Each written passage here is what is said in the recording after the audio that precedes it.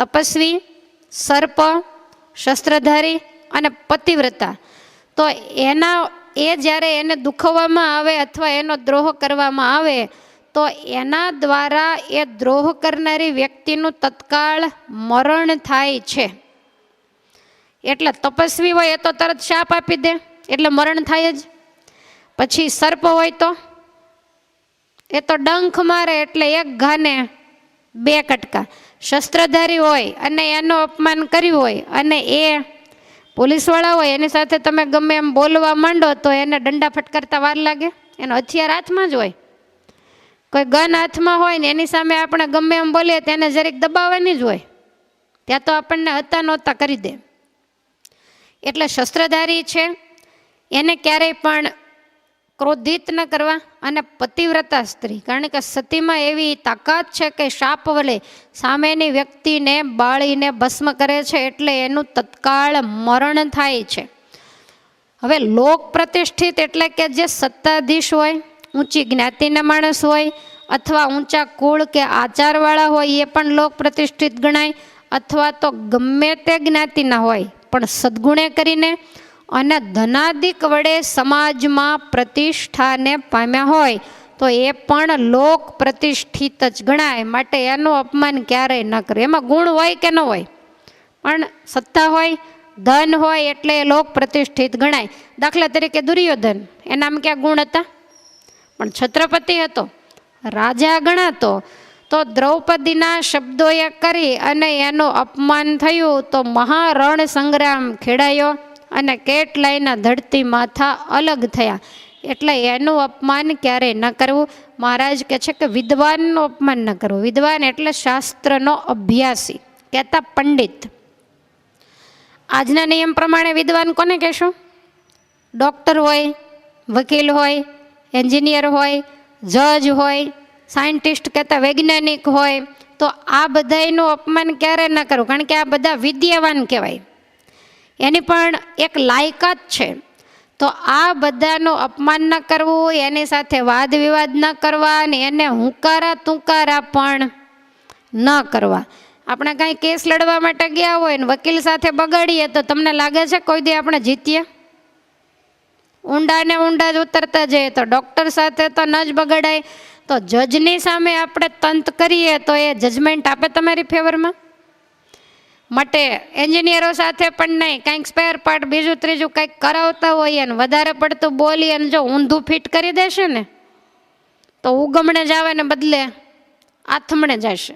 એટલે એવા લોકોની સાથે ક્યારેય પણ વાદ વિવાદ કરી, હુંકારા તુંકારા કરી અને એને અપમાનિત ન કરવા. ભાગવતજીની અંદર કથા છે અંગના પુત્ર વેન. તો એમણે વેને બ્રાહ્મણોનું ખૂબ અપમાન કરેલું. બ્રાહ્મણો આગળ તો કાંઈ હથિયાર હોય નહીં. તો આ બ્રાહ્મણોએ મંત્ર શક્તિ દ્વારા આ વેનને મોતને ઘાટ ઉતારેલો. એટલે વિદ્વાનનું અપમાન છે એ પણ ક્યારેય ન કરવું. રોમપાદ રાજા, એનાથી વિદ્વાનનું અપમાન થયેલું, વિપ્રોનું અપમાન થયેલું અને એણે વિપ્રોને નગરની હદ પાર કરેલા. તો એના રાજ્યમાં 12 વર્ષ સુધી દુકાળ પડ્યો છે. કેટલાય પશુ પક્ષીઓ, પ્રાણીઓ અને મનુષ્યો પાણી વગર તરફડી અને મૃત્યુ પામ્યા. અને પછી એ બધા એની ક્ષમા માગી અને એકલ શૃંગી ઋષિને જ્યારે પોતાના રાજ્યની અંદર લાવ્યા ત્યારે વરસાદ થયો. પણ 12 વર્ષ સુધી બધા એ પીડા ભોગવી છે. માટે વિદ્વાનનું અપમાન ન કરવું. ચાણક્યજી છે એ વિદ્વાન કહેવામાં આવે છે. મગધ રાજાના જે રાજ પુરોહિત હતા પણ પ્રકાંડ પંડિત અને બુદ્ધિનો તો ખજાનો જોઈ લો. તો એ વખતે નંદ વંશના રાજા ધનન એ રાજ્ય ઉપર હતા, રાજગાદી ઉપર. પણ થોડાક રાજ્ય સત્તાના લાલચુ, ધન વગેરેના પણ લાલચુ. એટલે વારંવાર એને ચાણક્યજી સાચો ઉપદેશ આપતા કે વિદેશી આક્રાંતાઓ આવે છે, તમે થોડુંક જાગો, રાજ્યની અંદર ધ્યાન આપો. પણ આ વાત રાજાને મનાણી નહીં. એટલે રાજા ધનન, જે નંદ વંશનો રાજા ગણાય, એણે એવું કહ્યું કે ભૂદેવ તમે તો પોથા વાંચી જાણો, તમને રાજકાજની અંદર ખબર ન પડે, તમે રાજનીતિમાં શું જાણો? એમ કહી અને કચેરીમાં રાજના મદમાં આવીને આ રાજાએ ચાણક્યજીની ચોટલી ખેંચી. તમે ચાણક્યજીનો ફોટો જોયો હશે, મોટી એના માથા ઉપર ચોટલી હોય.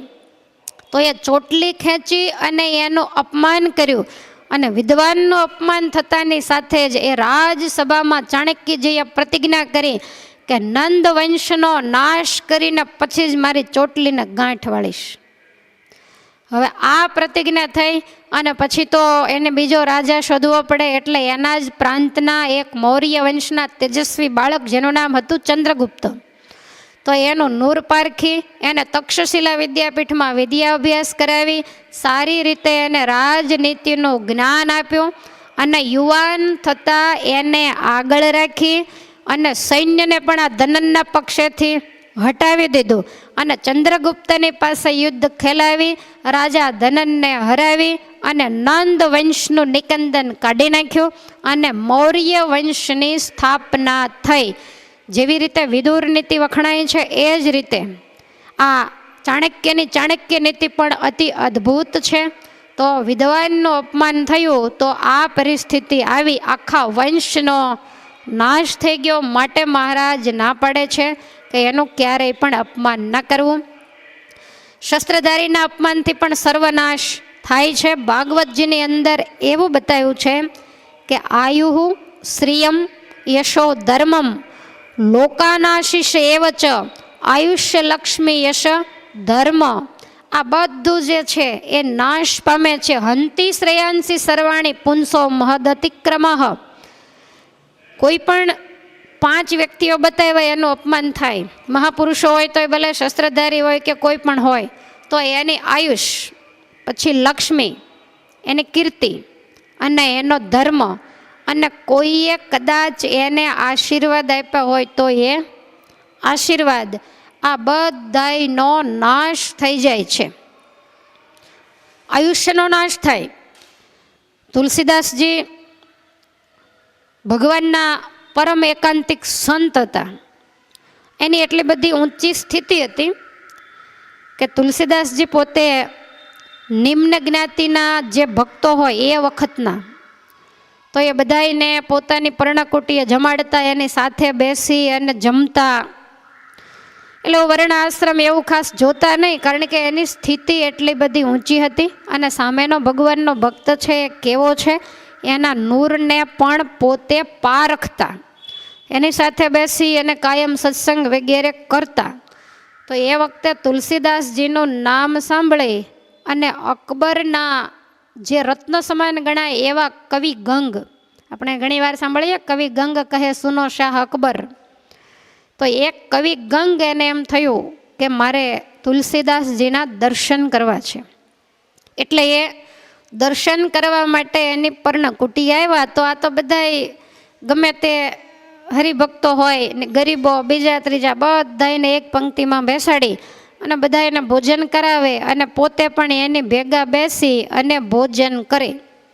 હવે આજ આ કવિ ગંગે જોયું તો એમને એમ થયું કે મને તો એમ હતું કે તુલસીદાસજી તો કહેવાય છે, આને તો આ કોઈ પ્રકારની મર્યાદા નથી અને આ બધાયની ભેગા એક પંક્તિમાં બેઠા છે.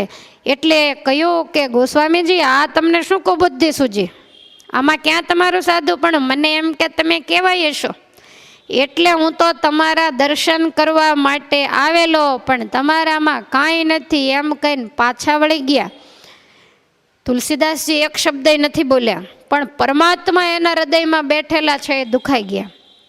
કવિ ગંગ પાછા વળ્યા, 50 ડગલા ચાલ્યા, ત્યાં સામેથી એક મોટો મદોન મત હાથી ચાલ્યો આવે અને એ હાથીએ સૂંઢમાં લઈ અને કવિ ગંગને ઉછાળીને પછાડીને ત્યાંને ત્યાં મારી નાખ્યા. શું બતાવ્યું આમાં? મોટા પુરુષનું અપમાન કરવાથી આયુષ્યનો નાશ થાય. એના અપમાન કરીએ, 90 વર્ષની આયુષ લખી હોય તો 9 મિનિટમાં પૂરું થઈ જાય. એટલે ક્યારેય પણ એનું અપમાન ન કરવું. ત્યાર પછી બતાવ્યું કે કોઈએ આશીર્વાદ આપ્યા હોય તો એનો પણ નાશ થઈ જાય. હોલિકાને આશીર્વાદ હતા કે નહીં? અગ્નિદેવનું વરદાન હતું, ચૂંદડી હતી કે આને ઓઢીને બેસીશ તો તને અગ્નિ નહીં લાગે. પણ ભગવાનના પરમ ભાગવત ભક્ત એવા પ્રહલાદજીની અંદર જ્યારે હાથ નાખ્યો ત્યારે એ આશીર્વાદ એને કાંઈ કામ લાગ્યા નથી અને હોલિકાનો નાશ થયો છે.